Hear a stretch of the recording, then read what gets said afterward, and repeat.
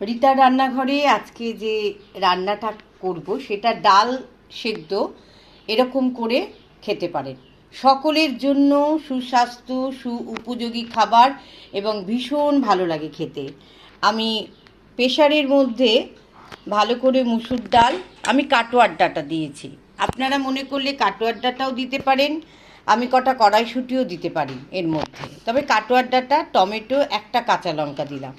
এবার আমি কি করলাম, নুন, তেল, হলুদ দিয়ে আমি ভিজিয়ে রেখেছিলাম অনেকক্ষণ, প্রায় ঘন্টাখানেক, 1 ঘন্টা 1.5 ঘন্টা মতন।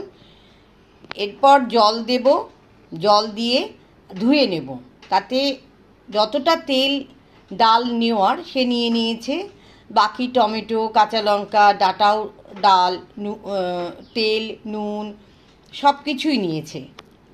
এবার আমি জলটা ফেলে আরেকটু জল দেব, দিয়ে একটু চিনি দেব, দিয়ে সেদ্ধ করব।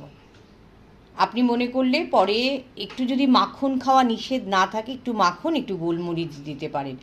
এই খাদ্যটা কিন্তু সবার জন্য উপযোগী খাবার, খুব ভালো, যে কোনো ডালেই করা যায়, তবে মুসুর ডাল যেহেতু খেতে বলেছে মাকে, সেহেতু মুসুর ডালটাই আমি করছি নানা রকমভাবে।